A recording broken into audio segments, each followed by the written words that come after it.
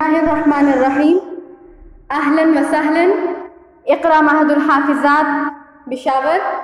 شارع وسط جماعت عالیہ دوم مضمون تفسیر سبق نمبر 5 سورۃ الاعراف آیت نمبر 26 آیت دیکھیے بسم اللہ الرحمن الرحیم یا بنی آدم قد انزلنا علیکم لباسا یواری سوآتکم وریشا اے بنی آدم ہم نے اتارا تم پر لباس جو ڈھانکے تمہاری شرمگاہوں کو اور زینت کے لیے ولباس التقوی ذالک خیر اور تقوی کا لباس اس سے بہتر ہے ذالک من آیات اللہ یہ نشانیاں ہیں اللہ کی لعلہم یذکرون تاکہ وہ لوگ غور کریں۔ تفسیر دیکھیے آیات مذکورہ سے پہلے ایک پورے رکوع میں حضرت آدم علیہ السلام اور شیطان رجیم کا واقعہ بیان فرمایا گیا تھا، جس میں شیطانی اغوا کا پہلا اثر یہ ہوا تھا کہ آدم علیہ السلام اور حوا علیہ السلام کا جنتی لباس اتر گیا اور وہ ننگے رہ گئے اور پتوں سے اپنے ستر کو چھپانے لگے۔ مذکورہ آیات میں سے پہلی آیت میں حق تعالیٰ نے تمام اولاد آدم کو خطاب کر کے ارشاد فرمایا کہ تمہارا لباس قدرت کی ایک عظیم نعمت ہے، اس کی قدر کرو۔ یہاں خطاب صرف مسلمانوں کو نہیں بلکہ پوری اولاد آدم کو ہے، اسی لیے فرمایا یا بنی آدم۔ اس میں اشارہ ہے کہ ستر پوشی اور لباس انسان کی فطری خواہش اور ضرورت ہے، بغیر امتیاز کسی مذہب و ملت کے سبھی اس کے پابند ہیں۔ پھر اس کی تفصیل میں 3 قسم کے لباسوں کا تذکرہ فرمایا۔ نمبر 1 لباس یواری سوآتکم، اس میں یواری موارات سے مشتق ہے جس کے معنی ہے چھپانے کے، اور سوآتکم میں جو سوآت ہے یہ سوآ کی جمع ہے۔ ان اعضاء انسانی کو سوآ کہا جاتا ہے جن کے کھلنے کو انسان فطرتاً برا اور قابل شرم سمجھتا ہے۔ مطلب یہ ہے کہ ہم نے تمہاری صلاح و فلاح کے لیے ایک ایسا لباس اتارا ہے جس سے تم اپنے قابل شرم اعضاء کو چھپا سکو۔ اس کے بعد فرمایا وریشا، یہ دوسری قسم ہے۔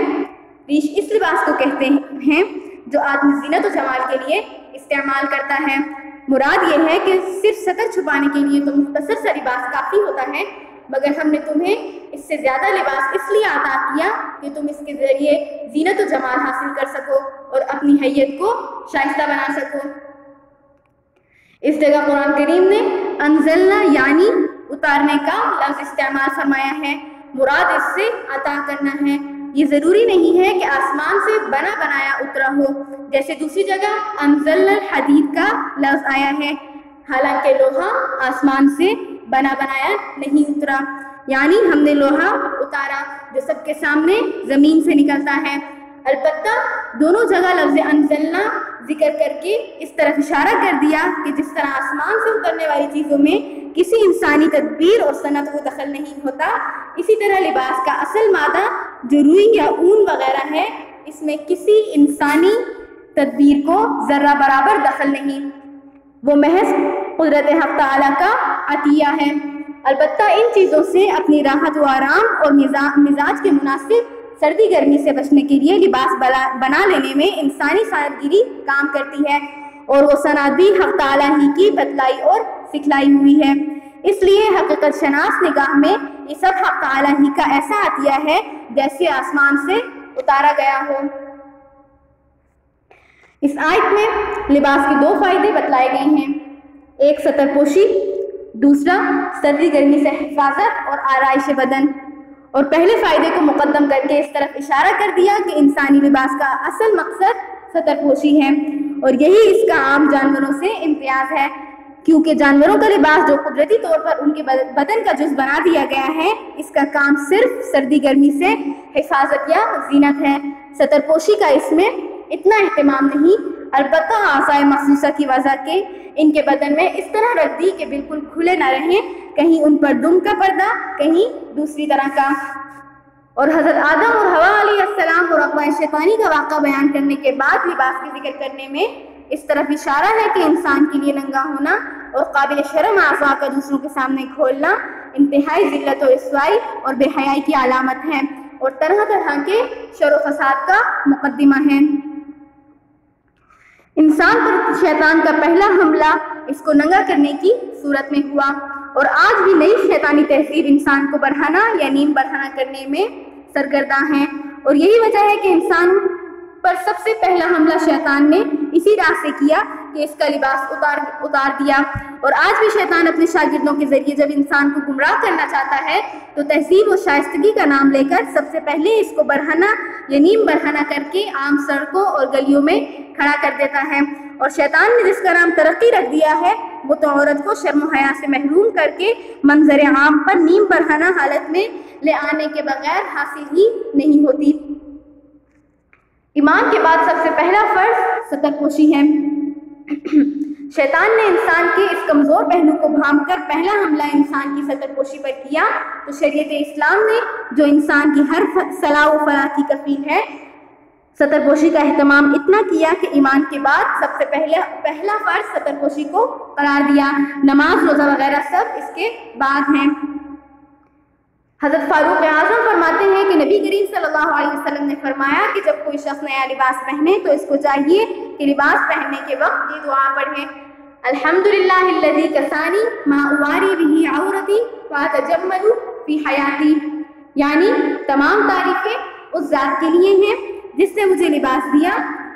ما اواری بہ عورتی، جس کے ذریعے میں اپنے سطر کا پردہ کروں، واتجمل بہ فی حیاتی، اور زینت حاصل کروں۔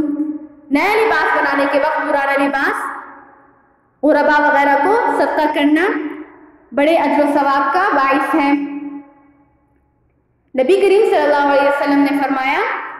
کہ جو شخص نیا لباس پہننے کے بعد پرانے لباس کو غربا و مساکین میں صدقہ کر دیتا ہے تو وہ اپنی موت و حیات ہر حال میں اللہ تعالیٰ کی ذمہ داری اور پناہ میں آ جاتا ہے۔ اس حدیث میں بھی انسان کو لباس پہننے کے وقت انہی دونوں مصلحتوں کو یاد دلایا گیا ہے جس کے لیے اللہ تعالیٰ نے انسانی لباس پیدا فرمایا ہے۔ ستر پوشی ابتدائے آفرینی سے انسان کا فطری عمل ہے، ارتقاء کا جدید فلسفہ باطل ہے۔ آدم علیہ السلام کے واقعے اور قرآن کریم کے اس ارشاد سے یہ بات بھی واضح ہو گئی کہ ستر پوشی اور لباس انسان کی فطری خواہش اور پیدائشی ضرورت ہے جو اول دن سے اس کے ساتھ ہے،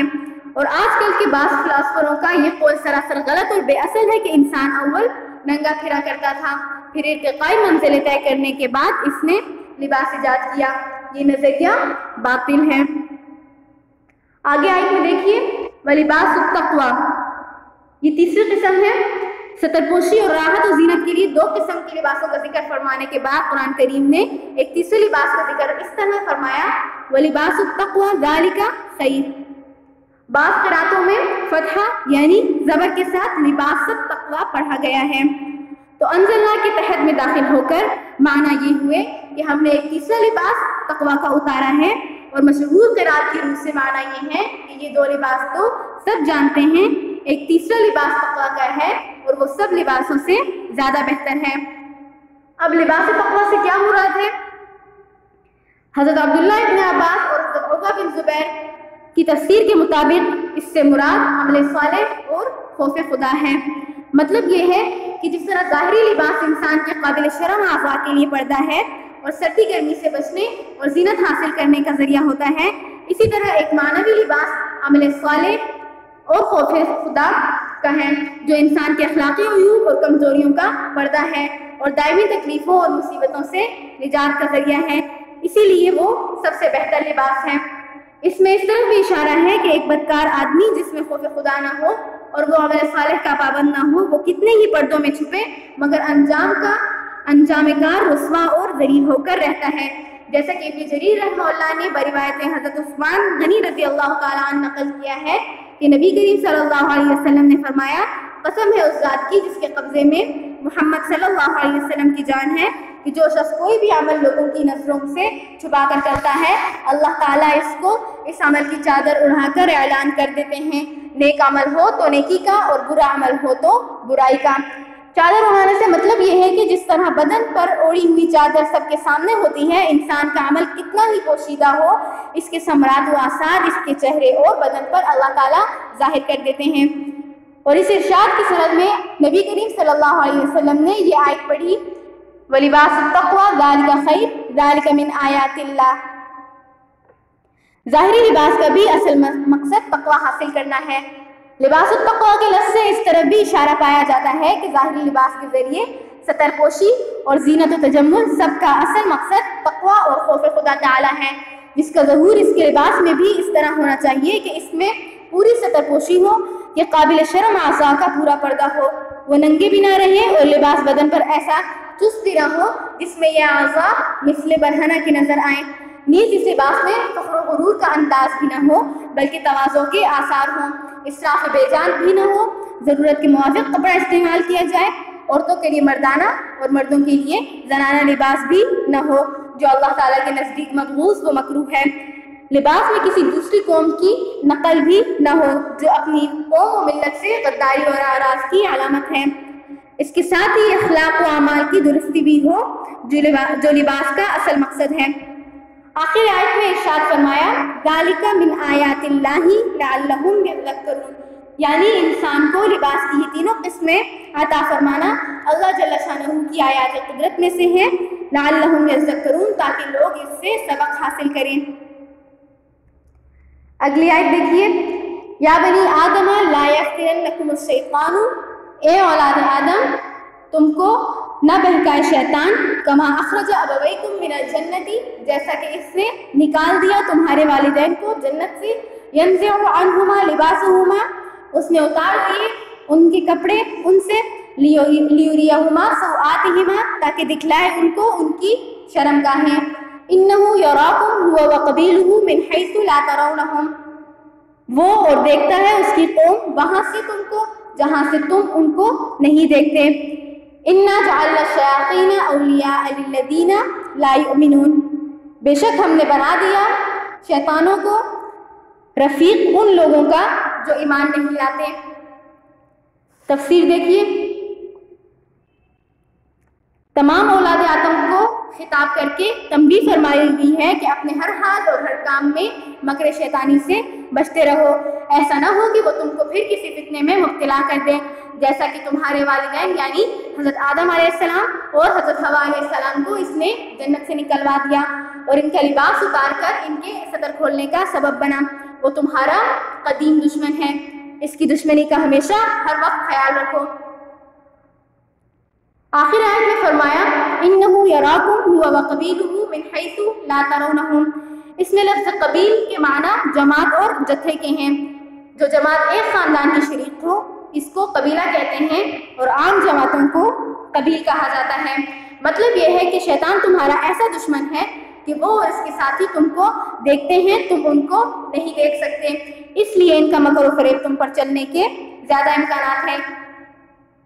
لیکن دوسری آیات میں یہ بھی بتلا دیا گیا کہ جو لوگ اللہ تعالیٰ کی طرف رجوع کرنے والے اور مکر شیطانی سے ہوشیار رہنے والے ہیں، ان کے لیے شیطان کا جال نہایت کمزور ہے۔ اور اس آیت کے آخر میں جو یہ فرمایا کہ ہم نے شیطانوں کو ان کا سرپرست بنا دیا جو ایمان نہیں رکھتے، اس میں بھی اس طرف اشارہ ہے کہ ایمان والوں کے لیے اس کے جال سے بچنا کچھ زیادہ مشکل نہیں ہے۔